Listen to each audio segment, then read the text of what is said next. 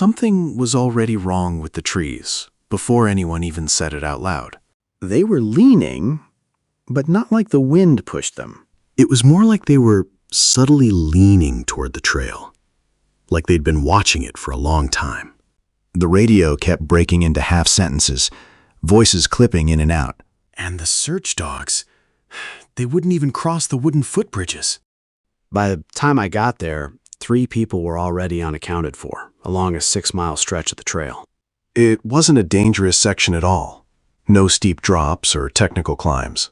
It was the kind of place beginners chose because it felt totally safe.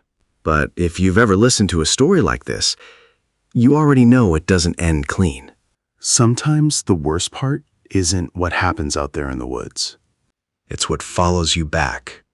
I wasn't originally stationed in that district. I'd actually transferred down from Virginia after a really bad wildfire season. They needed extra hands in North Carolina, so I took the assignment because it was supposed to be quieter. Back then, I was part of a small search and rescue team. We knew the terrain, we knew the regulars, and sure, people got lost. Twisted ankles, dehydration, it was all completely explainable. Until that August. The first one was a guy named Keller, an experienced hiker in his mid-40s. He signed in at the trailhead, planning to hike northbound for 3 days. But his car just stayed in the lot. His pack was found 2 miles in, set neatly beside a tree. It wasn't dropped or scattered, it was placed. Food untouched, water full, and absolutely no signs of a struggle. We ran grid searches for 2 days and found nothing. The second was a solo college kid named Evan Price. Say, in a natural American voice, recalling a strange detail. The last couple to see him said he kept stopping to look behind him.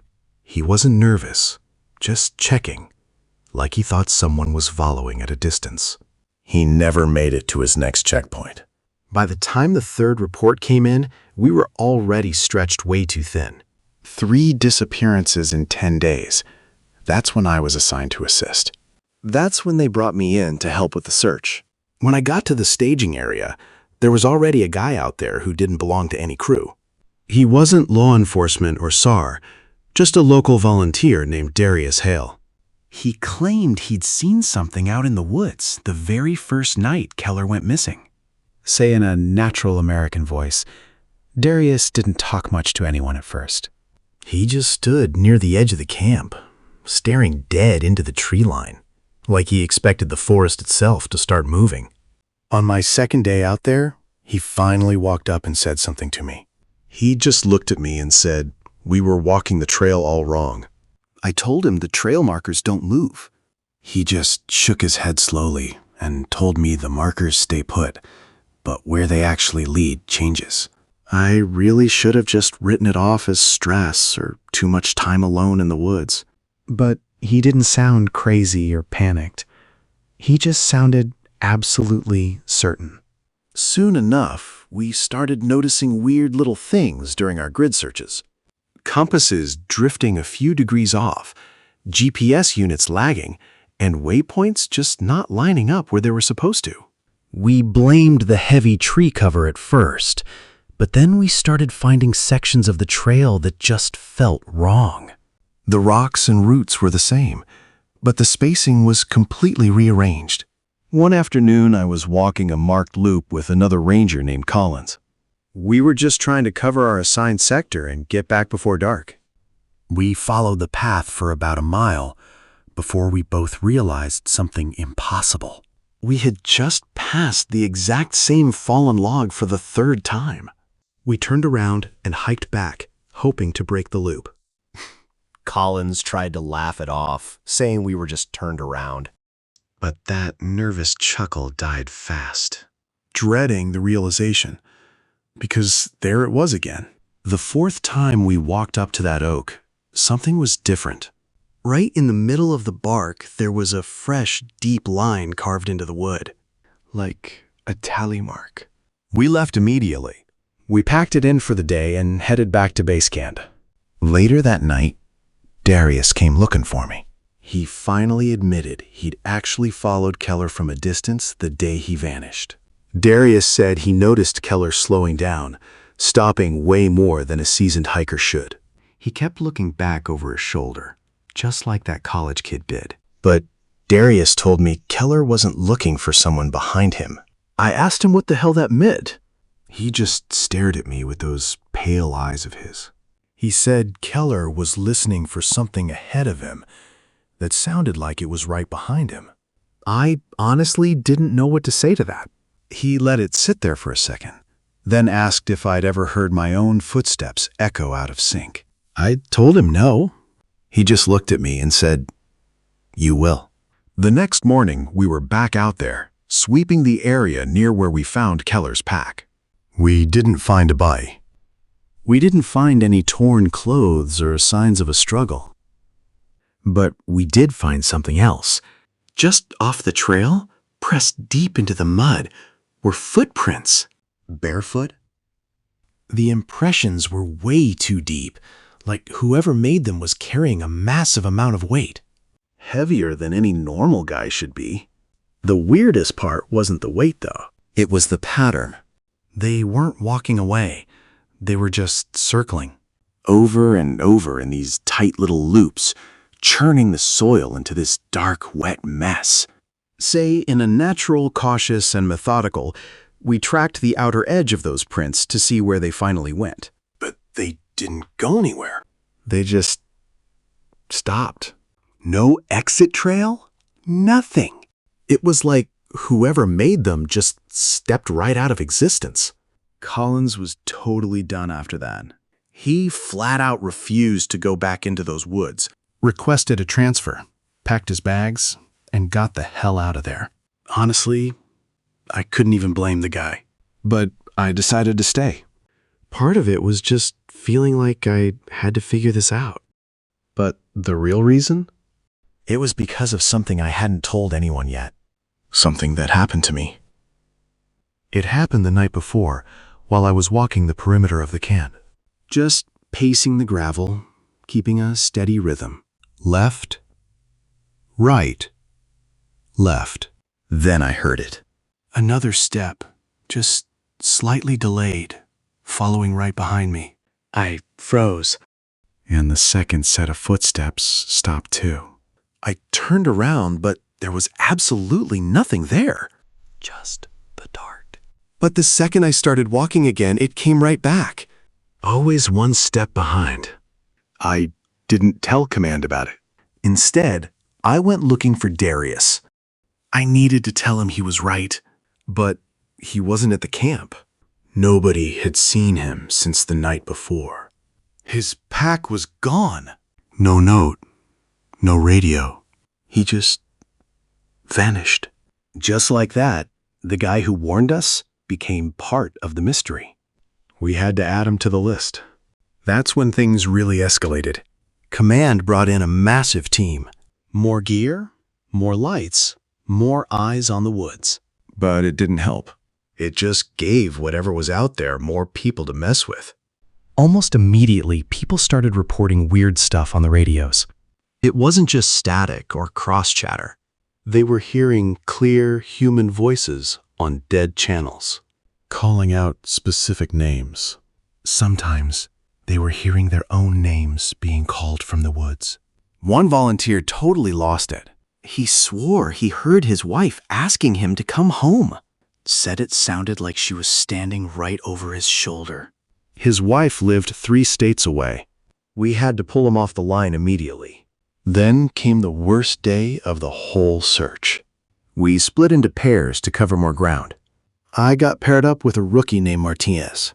Good kid, really sharp. We stayed on the path, doing everything by the book. We had no idea what was waiting for us.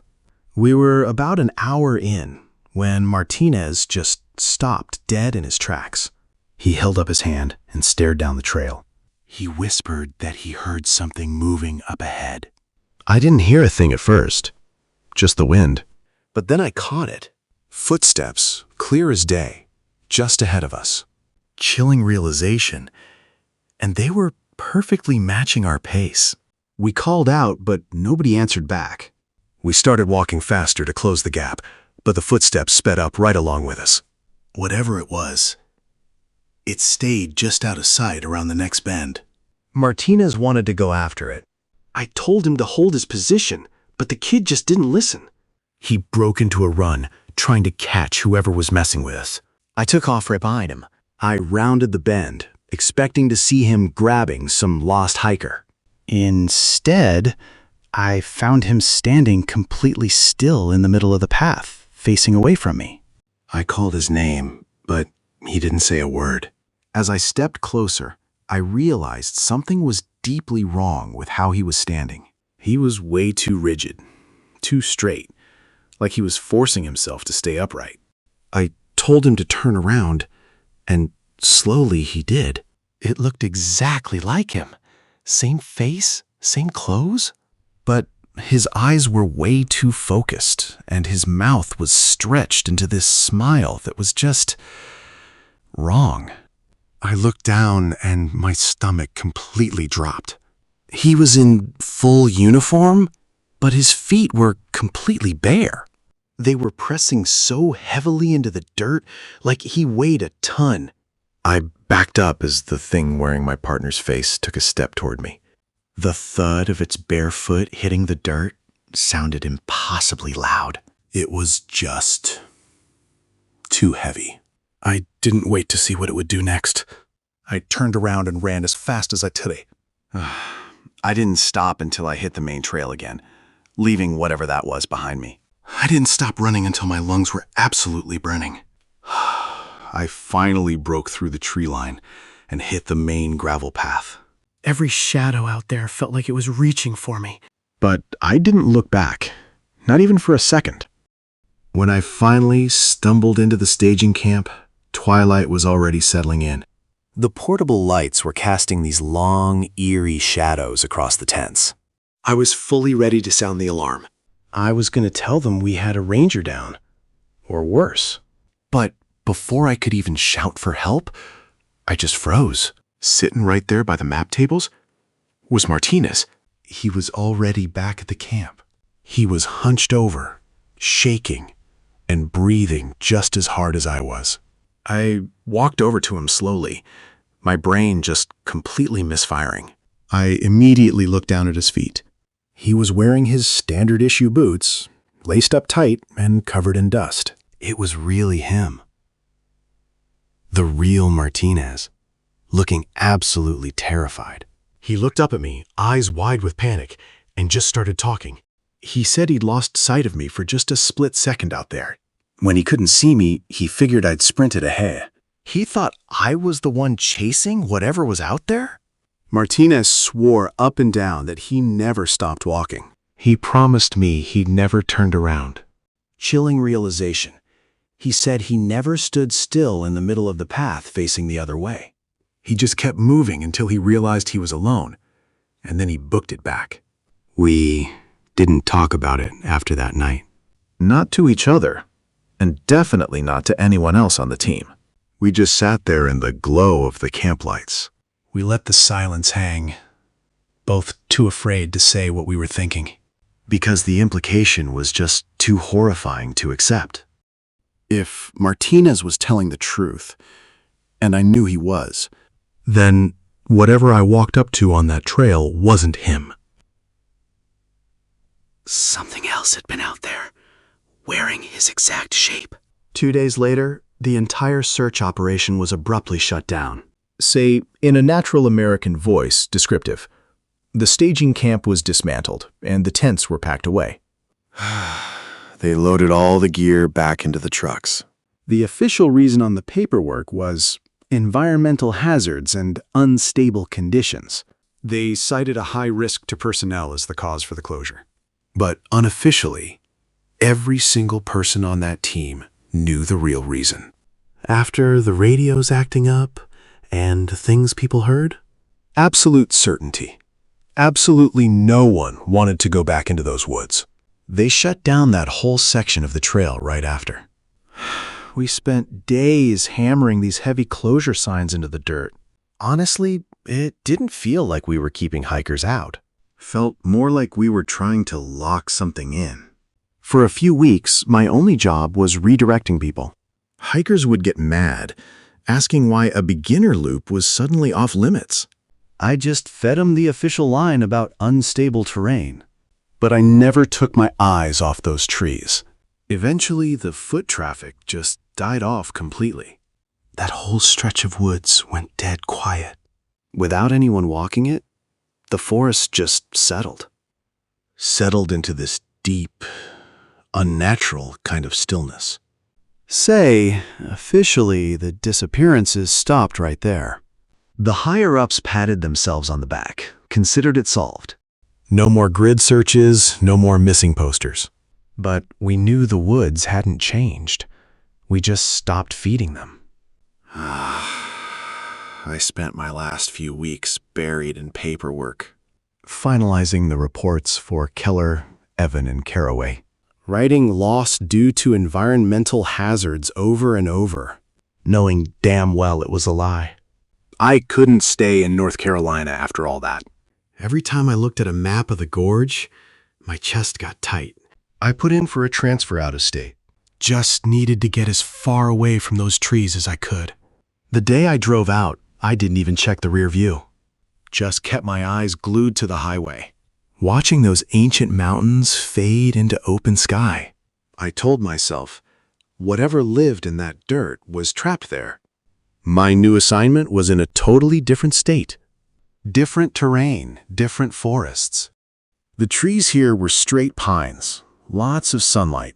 The exact opposite of those claustrophobic archways. I threw myself into the new routine. Say in a natural American voice, practical, taking extra patrols, focusing on the boring stuff. Trying to overwrite the memories of those barefoot prints. and for a few months, I really thought it was working.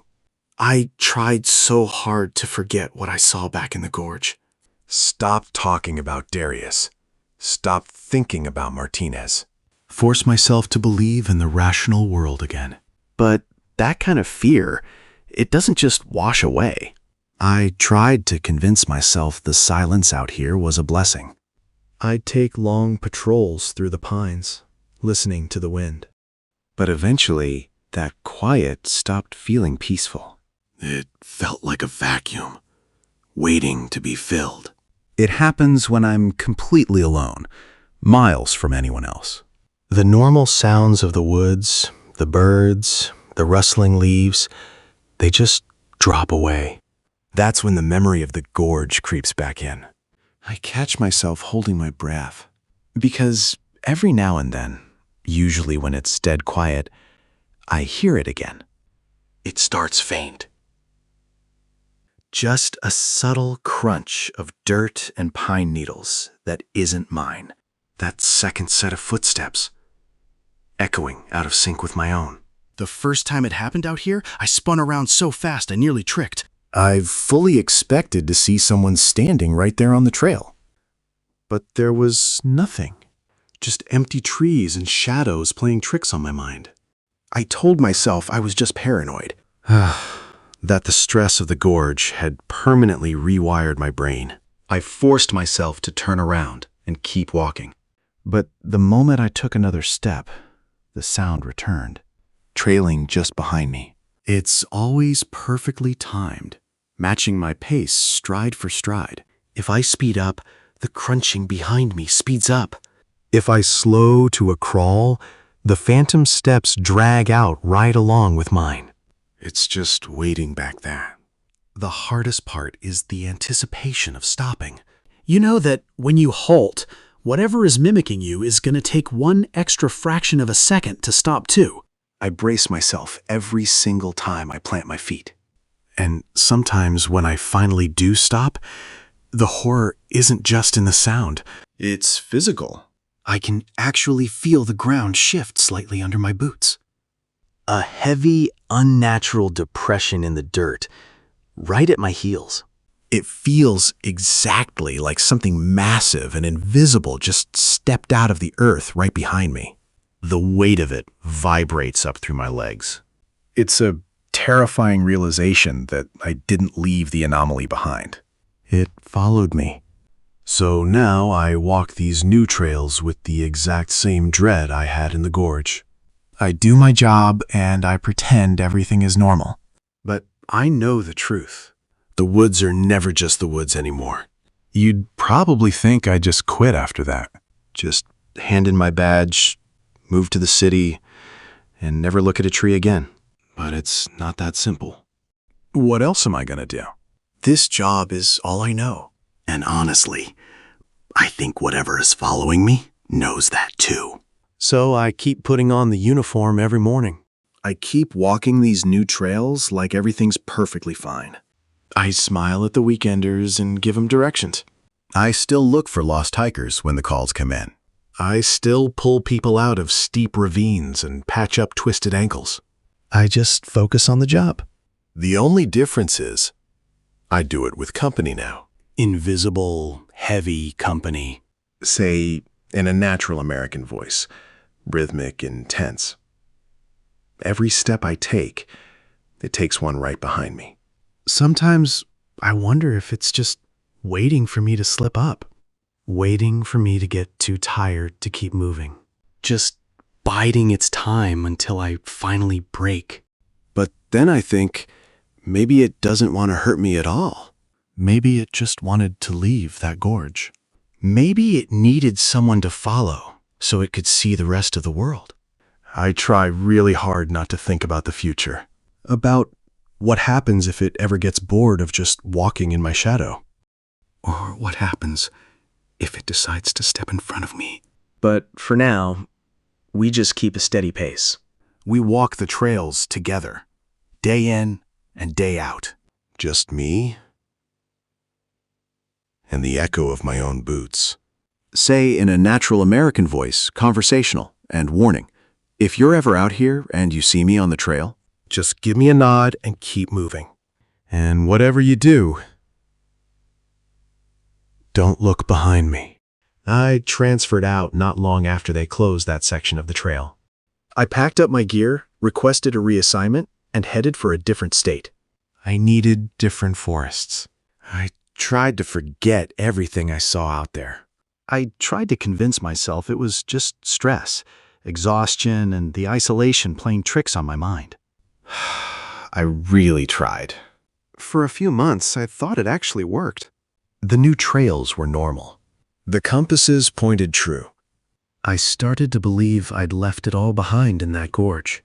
But you can't just walk away from something that fundamentally breaks the rules of the world. You can run as far as you want. But it didn't work. Because every now and then when I'm out on a patrol, usually when it's dead quiet and the wind dies down, say, the air gets that same heavy feeling. And I hear it again. The unmistakable sound of boots crunching on dirt and pine needles, echoing my exact pace. It never gets any closer, and it never falls behind. It's that second set of footsteps. Just behind mine. Left, right, left. A constant, invisible companion that followed me out of the dark.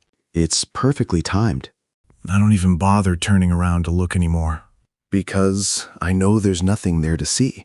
It's just waiting. And sometimes when I finally stop walking and hold my breath, I can feel the dirt compress right behind my heels. I can feel the ground shift slightly under my feet. Like something just stepped out of it. Say in a natural American voice, if you're listening to this, just remember to pay attention to the woods. Say in a natural American voice, dark reflection, because sometimes the worst part isn't what happens out there. It's what follows you back.